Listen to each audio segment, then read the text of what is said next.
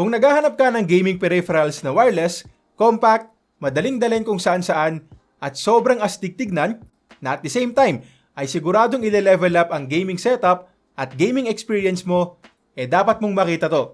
Dahil baka ito na, ang swak na gaming combo para sa'yo. Yo guys, Mon nga pala ng Hardware Voyage at nag-send sa atin ng Asus ng dalawang matindihang gaming peripherals.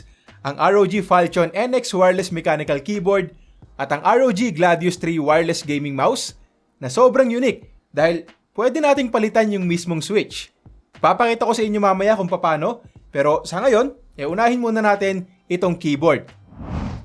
Now, hindi naman na bago itong ROG Falchion. Actually, mag-iisang taon na rin to. Pero ang bago dito ay yung pagkakaroon nito ng ROG NX switches. Sariling mechanical switch to ng ROG na syempre ay talagang dinesign nila para sa best gaming experience natin. Tatlong klase rin ang ginawa nila.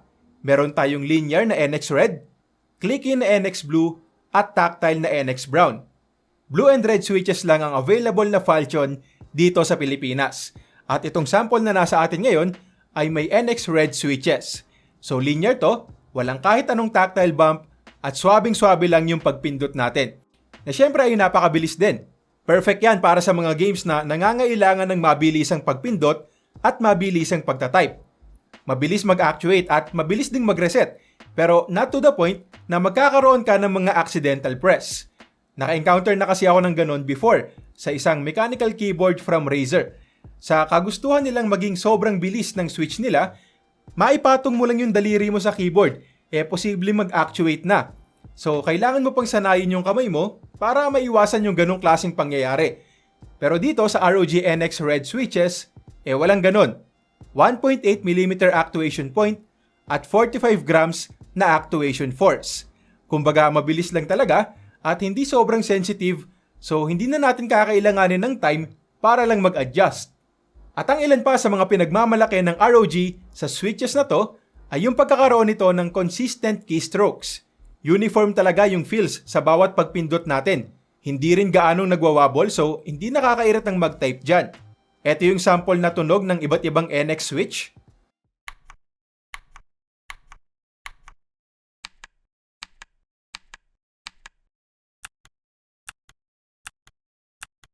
At ito naman yung sound test kapag nagtatype tayo dito sa ROG Falchion na may NX Red switches.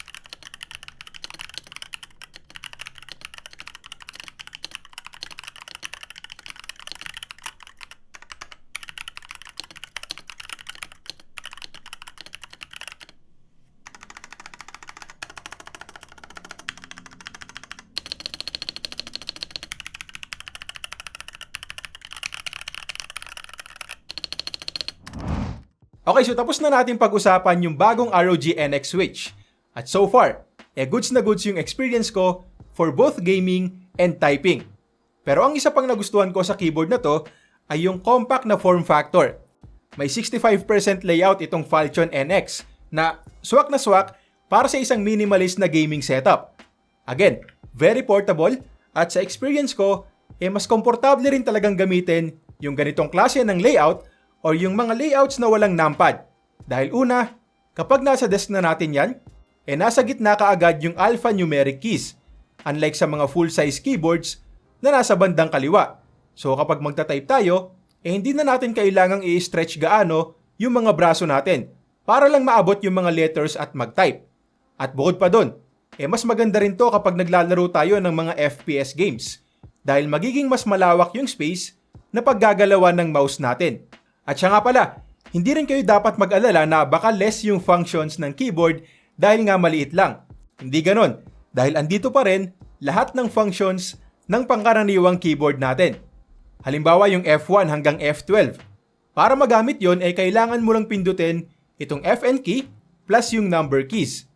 Andyan pa rin yung scroll lock, home and print screen at may multimedia keys din pang control ng mga sound trip natin. At speaking of sound trip, gusto ko na rin ipakita sa inyo yung sobrang kakaibang feature nito na interactive touch panel. By default, makokontrol nito yung system volume ng computer natin. Pwedeng swipe up, swipe down, pwedeng tap sa plus sign, tap sa minus sign, at tap sa gitna. Wala pa nga lang function yung tap sa gitna, so tayo ang magsiset ng gusto nating function dyan. At yes, sinabi ko kanina na volume controls ang ginagawa nito by default. By default meaning na programmable yan at pwede tayong mag-set dyan ng iba't ibang functions na gusto natin. Pwedeng media keys, pwedeng pang copy-paste, at pwede ka ring mag-set ng sariling macro gamit yung Asus Armoury Crate na software. May dual mode connectivity rin itong Falcon NX. Pwede yung wired at pwedeng wireless. At yung wireless connection natin ay may near zero latency gamit ang 2.4 GHz RF connection. Kaya hindi yan magiging sagabal sa paglalaro mo. Hindi ka mag-aalala na delay yung pagpindot mo dahil solid yung wireless connection. At kung itatanong nyo naman kung hanggang ilang oras ang itatagal ng battery nito kapag naka-wireless mode, hanggang 450 hours lang naman o mahigit 18 days sa isang buong charge. Nauusapang keycaps naman tayo. Unang-una, yung NX switches natin ay may stem na katulad sa mga Cherry MX switches. So mailalagay natin dyan ang halos lahat ng keycaps na mabibili natin sa market. Yun nga lang, medyo kakaiba yung layout nito dito sa bottom row. Hindi standard yan, so medyo limitado tayo sa keycap compatibility. Ngayon, ang good news naman, double shot PBT keycaps na kaagad ang nakalagay dito out of the box. So hindi na rin talaga kailangan palitan dahil pang matagalang keycaps na yan. Siyempre, tagus din yung ilaw dyan at hindi rin tayo makukulangan sa brightness ng LED nito. Kahit nasa lugar ka na medyo maliwanag, makikita mo pa rin talaga yung ilaw niyan. At syempre, RGB na rin yan, kaya pwede mo talagang i-customize, again, gamit yung Armoury Crate na software. At kung ayaw mo namang mag-install ng software, meron na ring shortcut keys na nilagay ang Asus dito para makontrol natin ang lighting. At bukod pa sa mga panalong features na yan, meron pa tong onboard memory at pwede tayong mag-save ng hanggang 6 na profiles. May 100% anti-ghosting at end-key rollover, so kahit pindutin mo ng sabay-sabay yung mga keys, magre-register din lahat. May on-the-fly macro recording na rin. At eto, napakasimple lang pero malaking tulong. Naglagay din ng Asus dito ng polycarbonate keyboard cover. Proteksyon kapag ilalagay natin sa bag at iwas alikabok na rin kapag hindi natin to ginagamit. Tapos pwede rin nating ipatong dyan yung mismong keyboard para maiba naman yung itsura. Okay, so tapos na tayo sa keyboard. So pag-usapan naman natin itong bagong ROG Gladius 3 Wireless. Ang pinaka-unique na feature naman ito ay yung pagkakaroon ng hot swappable sockets. Yes, pwede nating palitan yung mga mechanical switch ng left and right clicks natin nang hindi na-void ang warranty at hindi rin kailangang maghinang. Ito yung tinatawag nilang push-fit switch socket na exclusive lang sa mga Asus gaming mice.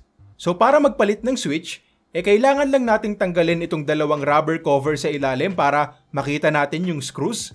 Unscrew natin yan, angat natin tong shell, at yun na yun. Una nating makikita dito itong ROG micro switches na may 70 million clicks na lifespan at gold-plated electro junction para maging durable talaga. Tapos para mag-click, kailangan lang natin ng 5 grams of force. At sa totoo lang, nung una kong ginamit to, medyo nanibago ako dahil nga mabilis tong mag-click or mag-actuate. Pero nakasanayan ko rin naman kagad after a few hours.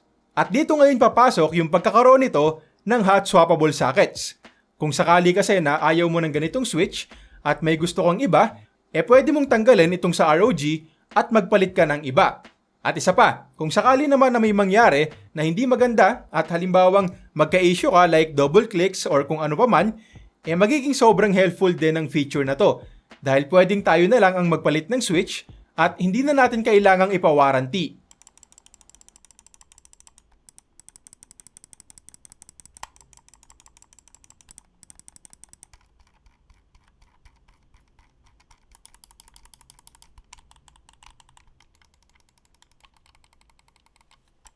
Wow!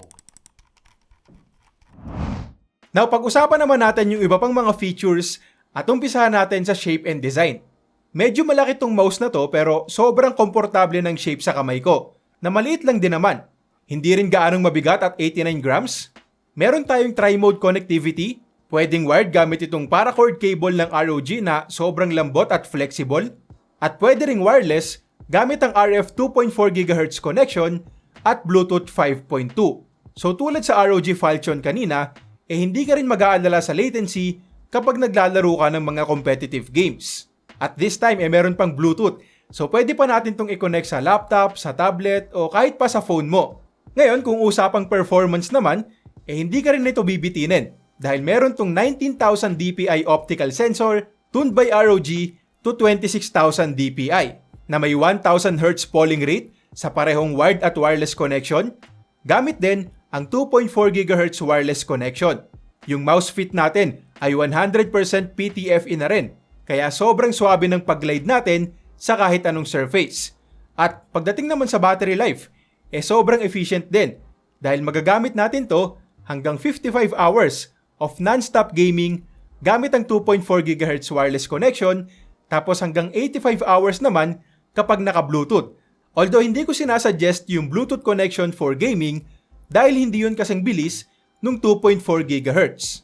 Now, ang kinaganda naman sa Bluetooth, pwede tayong mag-connect dyan ng hanggang 3 devices. At para mag-switch sa mga devices na yon, kailangan lang natin pindutin itong pair button sa bandang ilalim. Siyempre, meron din tong onboard memory na kayang mag-save ng hanggang 5 profiles na may dedicated button din dito sa ilalim. May RGB lighting na talaga namang sobrang cool tignan.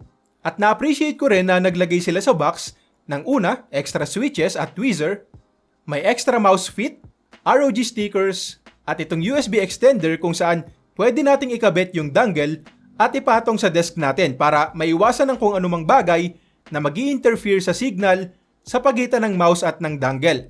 Sa madaling salita, para to sa mas solid pa na wireless connection. At bago natin tapusin itong video, gusto ko lang ding ipakita sa inyo saglit itong Armoury Crate software ng Asus kung saan pwede nating i-customize ng mabuti yung mga gaming peripherals natin. Ito yung page para sa ROG Falcon NX. Pwede tayong mag-remap ng mga keys, i-customize yung touch panel at RGB lighting, andyan din yung battery percentage at firmware update tab. Tapos para naman sa Gladius 3 wireless, halos ganun din. Pwede nating i-customize yung mga buttons, may DPI and polling rate adjustment, may surface calibration tab, at syempre andyan pa rin yung lighting effects, battery life, at firmware update. Okay, so mabibili natin itong ROG Falcon NX sa halagang 5,990 pesos. At itong Gladius 3 wireless naman for 6,210. Yung Falcon keyboard natin dati, nung unang labas, ay nasa 7,500 pesos pataas. So ang ganda na nung less than 6K na price, considering na siksik talaga to pagdating sa mga gaming features at sobrang unique para sa isang gaming keyboard.